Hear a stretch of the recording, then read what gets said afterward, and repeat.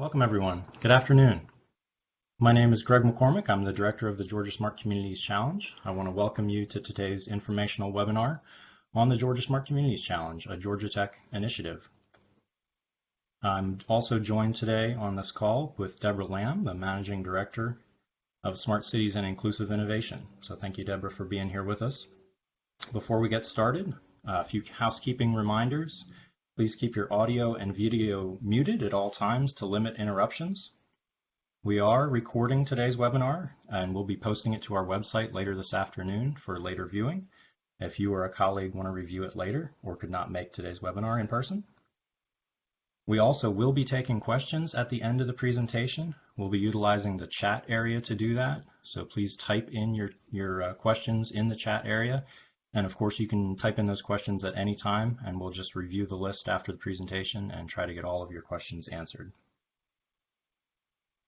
So again, welcome. We really hope you get a lot of information out of today's presentation, and you do end up applying to the Georgia Smart Communities Challenge for 2020. So now Deborah Lamb is going to give us an introduction to the challenge and the program. Welcome, Deborah.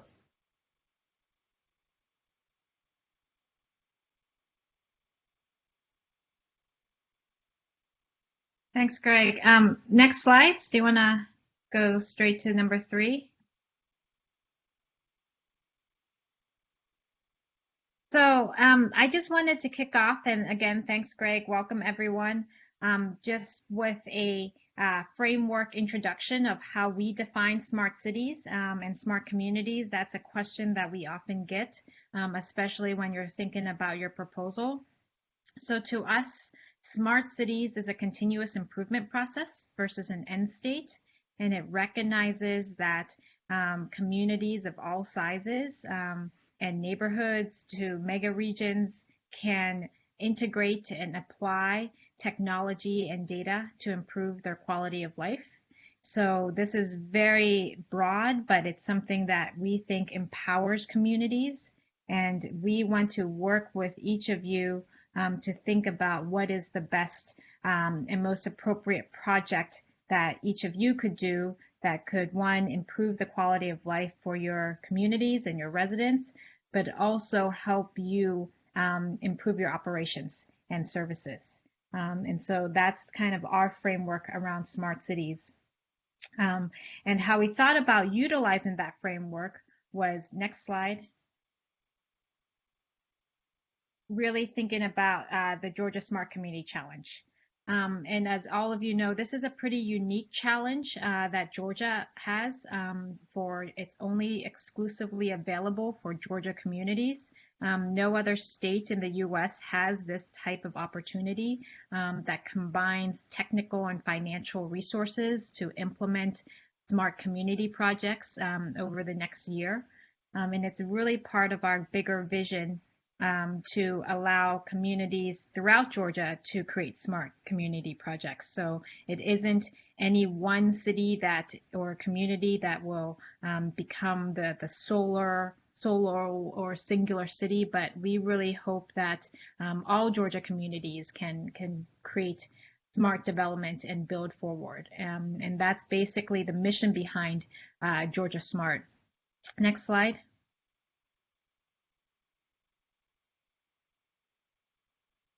How we've done that is really through research. Obviously at Georgia Tech, we think by creating and institutionalizing innovative multidisciplinary research with the community can really make a difference. This is how we think about research-driven community impact. Obviously, on one hand, at Georgia Tech, we have a slew of really innovative, creative research that's happening. And of course, from the community side, we think of this as a great ways to test and refine a lot of this research. So this becomes a natural matchmaking where Georgia Tech research can be obviously applied and learned and scaled. And then from the community side, you really get that level of expertise that creates better operations. So that's really the difference behind this challenge where it's research-led versus other projects. Next slide. This obviously, while led by Georgia Tech, couldn't solely be done by Georgia Tech. And this is the time I really want to recognize the whole coalition of partners that we have. Um, this is a credit to each one of our partners throughout the state that each of them could have done something around smart cities on their own, but collectively they thought it was best to join forces and make the whole state greater and more innovative. So, a real credit in terms of, everything from state agencies to local government organizations to nonprofit to the technology associations and obviously private companies and corporations. So real thanks and recognition that behind the Georgia Smart Communities Challenge is a coalition of partners that really support and want to aid in empowering communities in Georgia with their smart development. Next slide. So this is our third year in doing the challenge. So we kind of have a couple rounds of this challenge in our belt, and just wanted to showcase the second most asked question behind the Georgia Smart Community Challenge is, what is a typical project? And what project has been developed? And the short answer is, there is no typical project. It is very much based on the needs and the ideas and the initiatives and ownership of the community.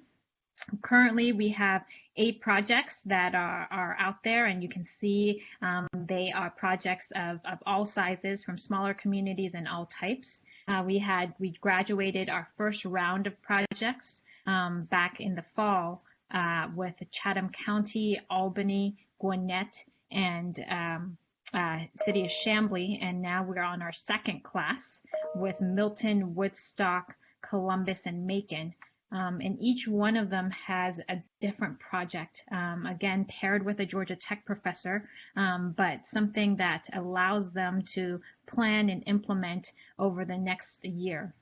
And the idea is that each project then becomes a model for other communities and cities to develop. So if you are a community that is wrestling with traffic congestion or some sort of natural disaster resilience issue, you can learn from some of these projects, and hopefully it can be a model for other communities to follow and trade information from. So something, again, we're really proud of Georgia in terms of its breadth and level of research across the state. And again, knowing that there's no one singular city that is really dominating like some of the national smart cities discussions. But at the end of the day, we have 8 very diverse and strong projects that are reflected. Next slide. So over the course of the year, beyond winning this challenge, is you learn to be part of a cohort or a team, and this is what Greg and the broader Georgia Smart team help. You will be part of a cohort that goes into deeper dive workshops and site visits and learns more about smart development and community along the way. And this is something that is part of the programming, so it's not where we award you the Smart Community Challenge and then we come back a year later and ask you how you're doing. We really work through the process with you. And along the way, we've kind of seen some common themes. So while each of the communities have a separate project, there are general thematic issues that they have to wrestle with, from data security and privacy to stakeholder engagement to funding and financing. And so we bring national and local experts in to help each of these teams go on a deeper dive on how they can make their project and research more successful, especially in terms of sustainability post the 1-year engagement. Next slide. So this is ultimately some details of what you would get from Georgia Smart. Again, it's a competitive application process. We invite communities throughout the state to apply with a Georgia Tech researcher. Hopefully, you're building a wide coalition and base. But when you submit your proposal and go through the competitive application process, there will be obviously financial assistance that's given to both the community and the Georgia Tech researcher. You will be part of that cohort, and you will have additional support in terms of workshops and site visits and student support along the way. So there is it's very hard to quantify the full value, but what we've seen from the past 2 classes already is that it builds a stronger ecosystem for you to continue your smart city project. So it goes beyond the theoretical sense into implementation and action, and it really positions your community and Georgia on the map in this space. Next slide. So a couple more slides in terms of the broader Georgia Tech, Georgia Smart ecosystem that we've created. While you might not win the Georgia Smart Community Challenge, as I said, it's a small group, we still are committed to ensuring that communities throughout Georgia get broader support and development in terms of their smart city development. What we found is that if you apply the first time and you might not get it already, we've seen a second submission that's much stronger, and the community ends up getting it the second time. So, being part of this community, we provide a lot more in terms of free webinars, free workshops, and just a broader support to help you get into a smarter path. Because again, how we think about technology and data is something that's empowering for that community, and our job is to really provide that support to make an impact. Next slide. The data that's been collected from all 8 of these projects are a real reflection of the ongoing application work that could make a difference. Already we've seen data from housing, such as in Albany, collecting 10 years of housing and energy data to address neighborhood blight, to Chatham County creating a network of sea level sensors to not only address hurricane resilience along the coast of Georgia, but build in a separate K through 12 curriculum where you have high school STEAM classes setting the sensors together to further their education, as well as something in Gwinnett that looks at first responders and ensuring that they can safely and quickly and efficiently get to its point of destination using data feeds installed in each of the fire trucks.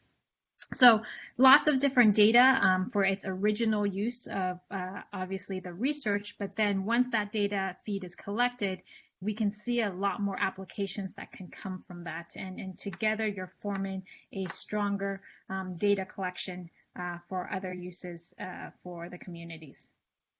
Next slide.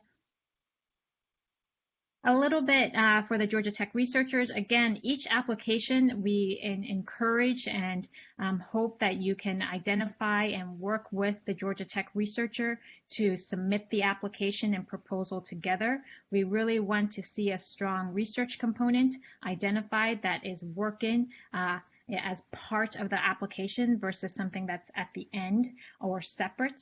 And we've seen some of the best applications and some of the best projects come with a strong community Georgia Tech researcher team. And something that's unique about Georgia Tech is that smart cities or smart communities doesn't live in any one particular college or school or discipline. The idea is that we really encourage multidisciplinary research, and depending on the topic, then you will see different disciplines stand out more. And so here's a few examples of the different disciplines and schools that Georgia Tech researchers have been in to support and complement the research project. But in reality, there are many more disciplines that could be represented here. So if you go to the website, which Greg will show you later, we have a whole list of Georgia Tech researchers, 50 plus, that have raised their hand and said they want to work with communities on this project. So we really want to nurture that conversation and reach out. And again, the Georgia Tech research team gets a separate grant in addition to the community grant. So that really enhances the partnership further, especially when you're building that partnership in year one. Next slide. The other part of being a university is obviously the workforce development. We really want to position ourselves to create the next generation of leaders and smart cities experts. One way to do it is obviously to really take this learning outside the classroom and position our students to be on cutting edge research projects. And so we've created the first Smart Community Corps, which is inspired after Peace Corps and other fellowship programs, but basically is a full-time summer fellowship, which allows our Georgia Tech students, again, from any discipline, to be working full-time on a smart city project over the summer. This summer, the summer that we launched 2 summers ago, we had 5 students, and this year we'll have double that, almost triple actually, 15, 13, 14 students that will be working across Georgia on different types of smart city projects. And obviously, some of our Smart Community Corps students will be working on the Georgia Smart projects. And so this is a separate amount of funding that the students will get to work full-time on these projects, and something that we know is creating a broader workforce development for Georgia. Next slide.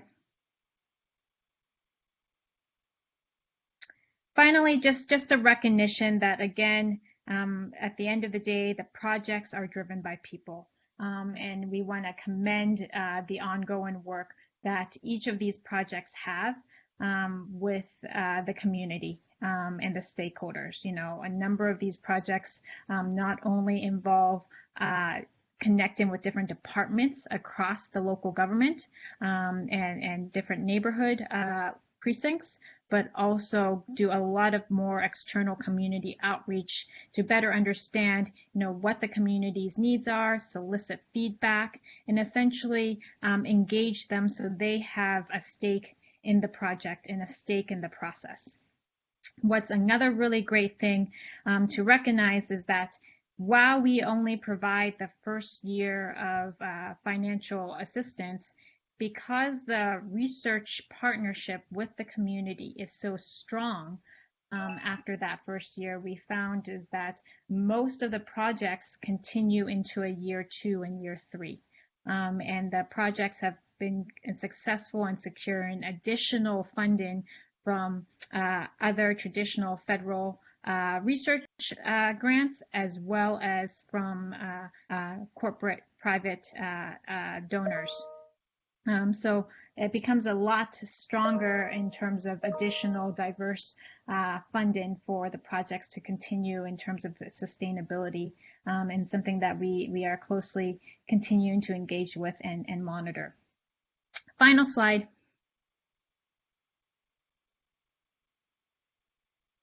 So this is our Georgia Smart Communities Challenge Field Guide. We have hard copies as well as electronic on the website, but at the end of the day, we are also trying to collate the best practice research across all 8 projects, and hopefully with this third round, additional communities. And so this kind of creates an ongoing research, but also application document that we can share in terms of, you know, what worked, what didn't work, what are some common sets of principles and objectives that we can allow communities to develop in terms of their smart community development. So this is something that is available, and we want to continue to refine it. It is a living document, but something that we took in terms of outreach and dissemination for further guidance around community-driven smart development. Let me just stop there and turn this back to Greg, but thank you again, and I'm happy to answer questions at the end. Thank you so much, Deborah. That was a fantastic introduction to the challenge. and to kind of the background on where this came from. So now I'm going to spend a few minutes going through the application process to the Georgia Smart Communities Challenge and the application itself, and hopefully can answer all of your detailed questions as I go through the second half of the presentation. But again, if you do have additional questions, please use the chat area to submit those questions. I think I've already seen one question come in, so please send those questions in. We'll get your questions answered. So Georgia Smart RFP, so the request for proposal, there's an official request for proposal on our website. It's called the Georgia Smart Program Guide. It's in the middle section, right on the home page there of the Georgia Smart section. Please download that and read through it. It is a fairly thorough document that goes through all the ins and outs of the application to the program and the kinds of projects we're looking for. So please do visit that. A few specific pieces of information I did want to point out. This year, we have upped the amount of funding that is available to your community from $50,000 to $100,000. So we're hoping for bigger, larger scale projects, thinking larger impact. And therefore, we've also doubled the amount of money that will be available to the Georgia Tech Research Partner from $25,000 to $50,000. So just be aware of that. If you have applied in previous years, the amount of funding that is available has now doubled. So because of that, we may only be looking for 2 teams, but depending on the project's size and scale and how much funding is requested, we will supply or we will accept up to 4 teams, just depending on the applications that come in. So between 2 and 4 teams will be getting funded for next year, 2020 to 21. As part of the application, and obviously as part of the project, you are required to partner with a Georgia Tech researcher. So there is a list of Georgia Tech research partners, as Deborah alluded to, that's on our website. Those are people, researchers, academics at Georgia Tech that have raised their hand and said, I'd like to be involved in this program. I'd like to partner with the community and do research for them and with them. So please do view that list of researchers. Their contact information is there right next to their picture, and there are a few words about their background and their expertise. So please feel free to reach out to them. Just last Friday, we had a process where you could submit a 2-page pre-proposal that described or outlined your program, and then kind of ask us to help you partner with a GT researcher. That window for that application pre-proposal has now closed. However, if you do find yourself in a bind and you're really not making progress, finding your path forward in this partnership with a Georgia Tech researcher, please do email us at sci2@gottech.edu, and we'll do our best to help partner with you with someone here at Georgia Tech. So there is an application template that you can view and download. We do hope you do download it and use it to complete your application. It has all of the sections that are required right there, very nicely ready for you to fill out and complete. So that should save you a lot of time in making sure that the format and the type of information that we're looking for on the application, that you hit all that in your proposal.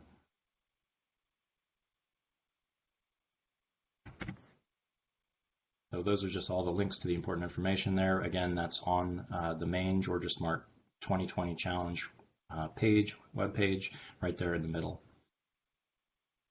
So some key challenge dates. This challenge RFP launched in mid-late March. We had our first informational webinar on April 6th. The optional pre-proposal was due last Friday on the 24th. Today is the 28th, and you're all participating in the second informational webinar. Then applications are due on June 12th by 5 p.m. and then winning projects will be announced this summer for a September 2020 kickoff. So some key requirements of the RFP is that the Georgia Smart Communities projects must be led by a local government. So what that means is that the project has high-level government support, so from a county or from a city. If you have a question about whether your team can be a lead on a project, please do email us. There is a little bit of wiggle room, but we really do want it to be supported by a high-level local government entity. So if you're a planner or a city manager or something like that, that's perfectly acceptable. Those are the kind of people we're looking for to lead these projects. If you represent a nonprofit or some kind of other organization that really isn't going to be good enough, you're going to need to partner with a local community in some form or fashion to make sure that you have the necessary support from that local community. Again, as mentioned, you are required to have a Georgia Tech researcher already have that partnership already established when you write your proposal and when you turn it in. So we need to see a name and on that proposal and have a section outlined on the very specific research that individual at Georgia Tech is going to be performing and how it relates to your and supports your project. So at the very end, we're also going to require some appendices from you as part of the application that shows the documentation of the matching funds that we require. So I'll go through the specifics of the matching here on the next slide, but that's another reason why we require the local government to be the lead on this particular project, because then we know that funds are available in the city or county coffer to support this project and provide the matching funds or in-kind match that's required. So again, the GT Research Partner requirement, I know I'm driving this hard, but it's a very important aspect of the project and a very important aspect of the proposal. We want to make sure you don't miss it.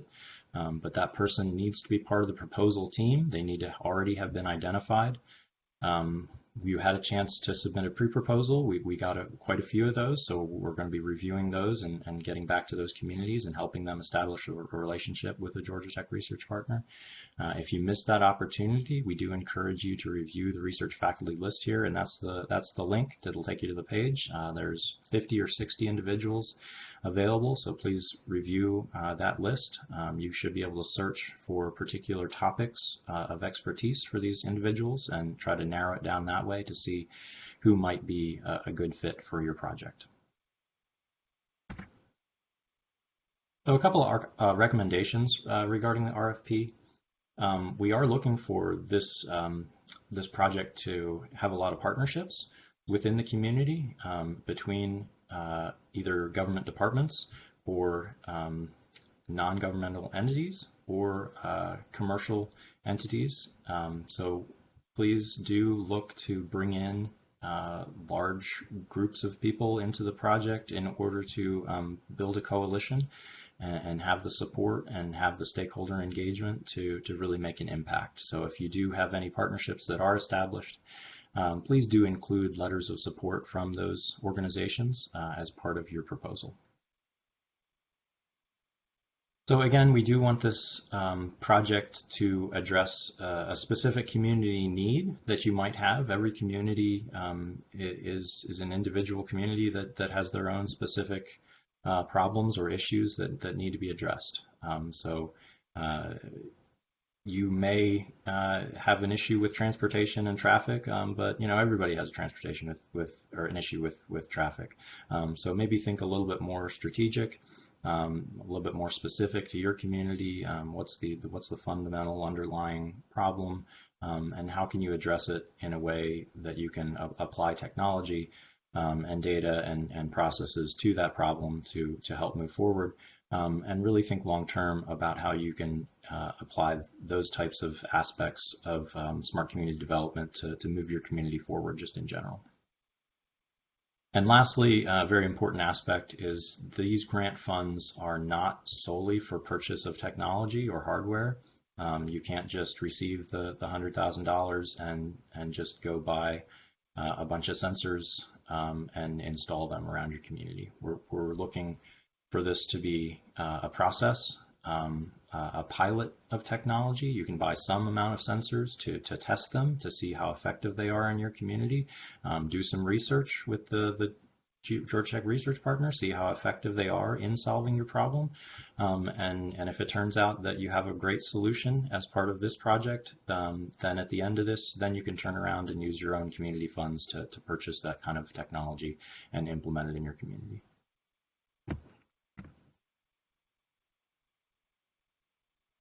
So there are two different funding sources that we're using to supply the grant to the Georgia Smart Communities Challenge for 2020. We have funds from Georgia Power, and we have funds from the Atlanta Regional Commission.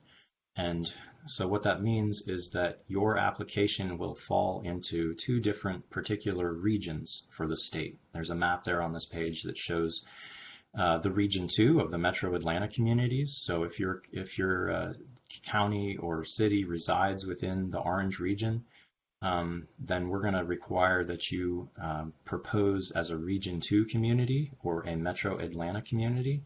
And what that means is that your funding source comes from the Atlanta Regional Commission, their Livable Centers Initiative, and that is funded by a U.S. Federal Surface Transportation Block Grant. So there's some restrictions on the types of projects that can apply within the Region 2 communities. It really needs to be some kind of project related to transportation. Now you can get creative in how it relates to transportation, but something in the mobility space or the equity related to mobility space. Now, if your community falls outside the Metro Atlanta community, then you're considered a Georgia community. Your funding source is coming from our partner, Georgia Power, and you have a little bit more leeway to think more in the smart resilience as well as the mobility aspect. So a little bit more possibilities there for you guys. But do please review all this information within the program guide. It's all detailed a little bit more thoroughly, and you can get a little bit more insight into the types of projects that are acceptable. So to go a little bit more into the funding, if you're a Region 1 community, so outside the metro, your grant can be up to $100,000. It doesn't have to be the full $100,000 if your project is a little smaller and or you don't have the community matching funds to make it possible. But the grant will cover 80% of your total project. So what that means is that you as a community are required to supply the additional 20% of your project cost.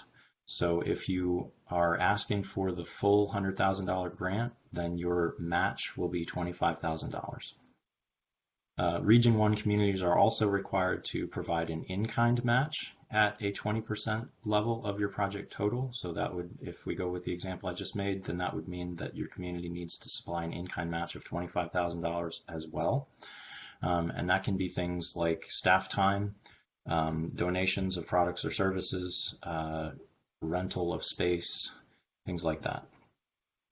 In Region 2, it's really the same outline. 80% of your project total up to $100,000 is part of the grant. You're required to bring a cash match of 20% of your project total.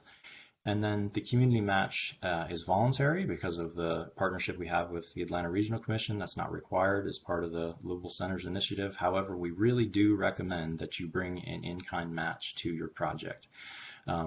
As Deborah said earlier, this is not something where you take the grant and you go off for a year and then come back and report your project. We're going to be working with you weekly to monthly. We have monthly status calls. We're bringing you to Georgia Tech 3 times for workshops.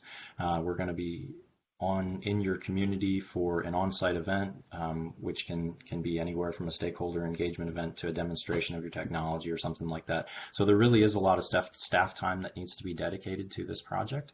So we do recommend that staff time be included in the in-kind match and is part of your project proposal.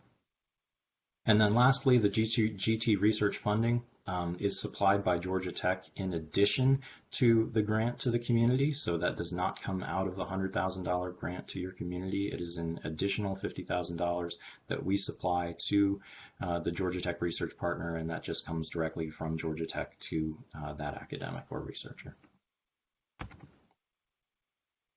So this just shows on the screen, if you're a visual person, how this funding example works. The grant would be $100,000. The community cash match would be $25,000 for a project total of $125,000. The in-kind match would be $25,000. The Georgia Tech research support would be $50,000. So those would be how it all lays out. A couple of additional considerations if you're a Region 2 community, meaning if you're a Metro Atlanta community and you're applying. We really want your project to be more of a study, more of a pilot. It's not going to be capital investment intensive. You can develop an application or an app for a phone that helps the community in some transportation related way. Invoices are paid by ARC and on a reimbursable basis. That's a little bit different from Region 1 communities, which will receive 2 lump sums, one at the beginning of the project and one at the midpoint of the project. And then any subcontractors that you do want to hire as part of your project, it does need to be an open and competitive bid. So if you do have contractors that you already work with on projects, that's fine. However, you're going to have to, as for this particular grant, open that bid back up again and bring in additional bids and make it sure that it's a competitive selection for that subcontractor. And if you do have additional specific questions regarding these additional considerations for ARC, you can reach out to Lizzie Sandlin. It's esandlin@atlantaregional.org. I'm happy to put you in touch with her as well. If you email us at Georgia Tech, we'll make sure that we get your questions answered regarding ARC. So as I mentioned, there's an application template that I really hope you do use. It's viewable and downloadable from the important information section that I went over previously. So please use the provided template. It'll save you and our judges a lot of time because then we know what we're looking at. So applications are due on June 12th by 5 p.m. That actually is a month later than our 2 previous years, and we're giving you that extra time because of the interesting situation that we're all in dealing with COVID-19. We know that some communities are struggling to be able to write grants and or have grant restrictions or things like that, and a lot of people are obviously working from home, and so it's hard to put a team together to write a proposal. So we are giving you an extra month. We hope that helps. And the other thing to note is that this application does have a 12-page limit, not counting the appendices, which include additional documentation or letters of support or things like that. So please do review the program guide. All of this is laid out very thoroughly, so review that while writing your proposal. And again, lots of ways to get back in touch with us, to ask us questions. You can just send us a direct email, sci2@gottech.edu. On our webpage, on the right-hand side, there's an Ask a Question form. You can fill that out and submit it, and we'll get your question that way. But do please go through our FAQ area, our frequently asked questions, and just see if your question has already been answered. We really appreciate if you just kind of read things thoroughly and make sure that, because we've tried to do a pretty good job answering questions as they've come in. So lastly, just some future events for Georgia Smart that I wanted to make everyone aware of, just because this is a great opportunity to get the message out. We just started a new webinar series called Smarter Together, and that's starting here on May 7th, and it's going to go every Thursday in May, and we're trying to line up additional speakers here in June as well. And these are very relevant webinar topics that we hope you will join us for. So if you are interested, you can go to our website and click on the events tab at the top, and then click on the Smarter Together page and get all the information on the speakers and their bios, and decide if you'd like to join those webinars and go ahead and register. And then lastly, we skipped our midterm workshop, which we usually have in March. Unfortunately, the pandemic made us cancel that, but we are still planning to hold our fall workshop, and that'll be on September 10th. So we do hope you join us for that. It's an opportunity to hear firsthand from our Georgia Smart communities and hear their project completion reports. So a little bit more information about their projects and how they finished up. So that concludes the informational presentation. So now is your opportunity to ask questions. So I'm going to go to the chat area here and look through these questions and try to do my best to answer them. So please feel free to type in additional questions and we'll work to answer all of them. So first question was, how do we connect with a Georgia Tech researcher? Hopefully I have answered that already, but please, all that information is on the website. If you go to the faculty link there that I had in the presentation, you'll pull up that long list of researchers that have expressed interest in working with communities. And if you're really struggling to find the right connection or get a response back from a researcher, do just reach out to us and we'll do our best to work with you to connect with a researcher. So second question is, let's see, will the applicant selection be segregated by region? And the answer is yes, it will. So because there are two different funding sources, we do segregate the applications dependent on region. We will take all Region 1 applications and they will be judged together, and all Region 2 applications will be judged together. And from those two pots of applications, we will select one or two communities to as winners for this challenge year. Next question. If we submitted a pre-proposal with a suggestion of a Georgia Tech researcher that we think is a good fit, are you making the connection or do we need to reach out? So great question. Thank you, Julie. I'm going to be emailing all of those individuals this afternoon that submitted pre-proposals. So Julie, you're on my list, and I will be getting you that information. Just to answer your question though, what you're going to see in the email that I send you is if you've already identified a researcher that you think is a good fit, we'd like you to reach out to them and try to make that connection first. If you're struggling to make that connection, or if that individual is unavailable or not interested, then please do reach back out to me and I'll work with you to find someone who has a similar skill set or of expertise, and we can move forward that way. So a question regarding the LCI connection. So thanks, Eric. Go Snellville. The LCI connection with ARC is supplying the funding for the Metro Atlanta communities. So really what's happening is you're applying to a joint program, which is the LCI or we call it LCI with Georgia Smart, where your project is an LCI project, so you're beholden to all the restrictions and or opportunities that ARC supplies through their LCI program, but then you get all the additional benefits of being a Georgia Smart community, which involves getting the expertise, getting the Georgia Tech research connection and the support from that Georgia Tech researcher, the opportunities to come to Georgia Tech to learn more about Smart Cities initiatives and Smart Cities information through our workshops, and getting a little bit more personalized connection with these other communities that are part of the Georgia Smart community, Georgia Smart projects for the year. So I'm not going to talk too much, Eric, about the specifics of the LCI program. A lot of that's on ARC's website. If you do have specific questions, I would recommend that you email Lizzie Sandlin at ARC, or you can email me as well, and we can make sure that we get your questions answered. Hey, Greg. This is Lizzie Sandlin with ARC. I just wanted to jump in for a minute and Lizzie, say, hi, please.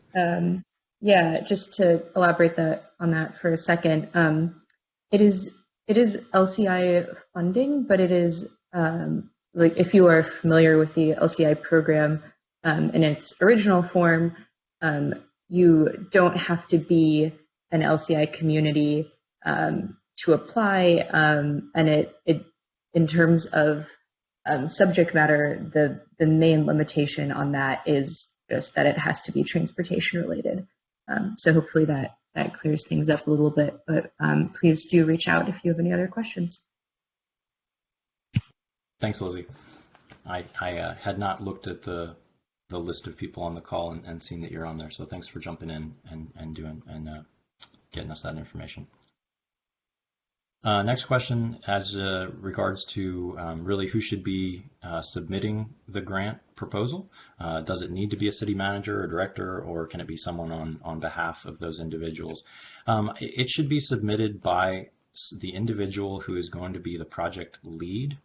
If it's going to be the city manager or the director of IT or somebody like that, then that should be the individual that submits the proposal and is labeled as the lead on the project. But it doesn't have to be. It can be someone else. It can be a departmental manager or some other individual that has worked to put this proposal together and who is going to act as the lead. Now, there's some specific requirements beholden to the lead of the project that throughout the year, all that's detailed in the program guide. But we have monthly status calls. You're required to come to Georgia Tech for the workshops.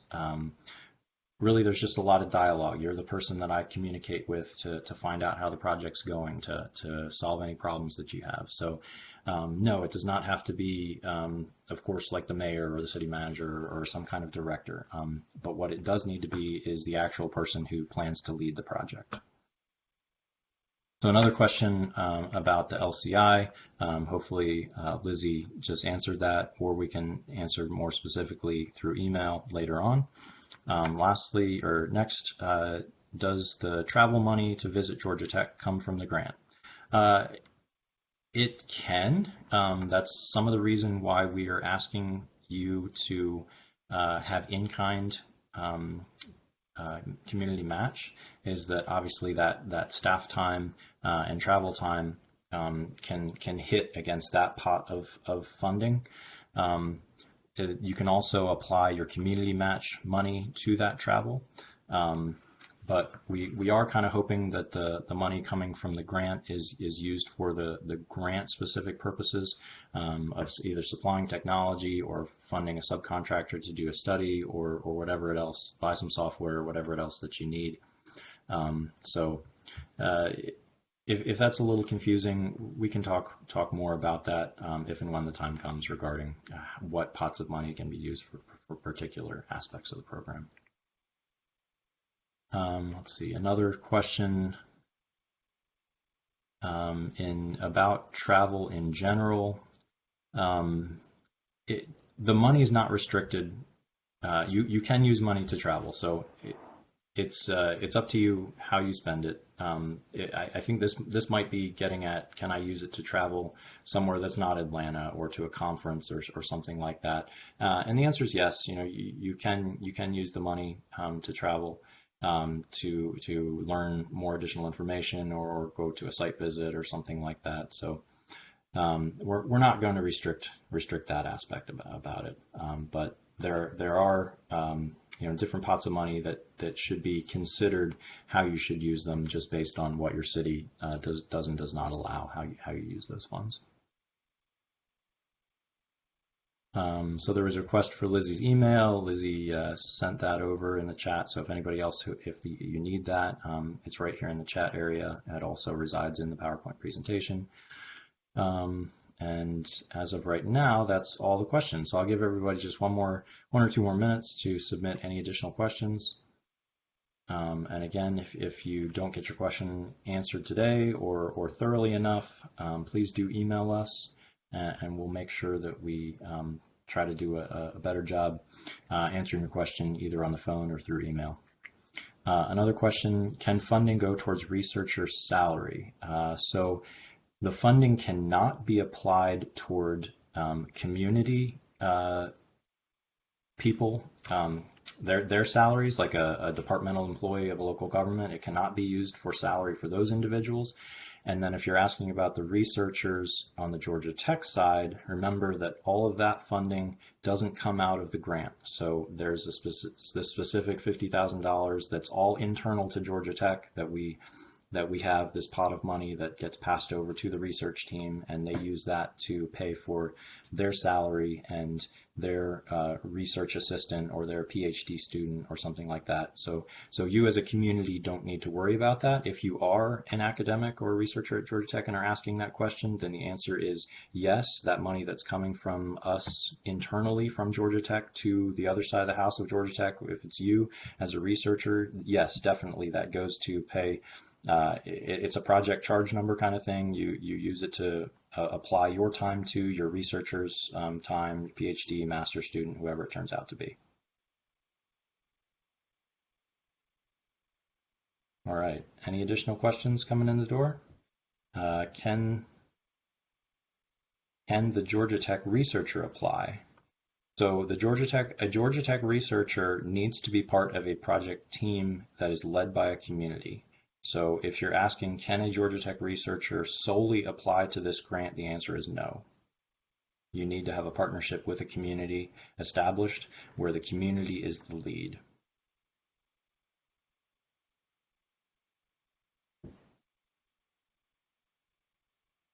All right. Last chance, additional questions. All right. Well, I thank everyone for your time this afternoon. Again, this is being recorded, so we're going to make that recording available on the website. The slide deck will also be available on the website. It'll be in the media area, which is you can access through the events and the events tab there at the top of our website. So please do review this or download it if you need to. Any questions we'll take through email, or I'll be happy to give you a call at a later time. And again, thank you for your time, and we do hope you apply. Have a great afternoon, everyone.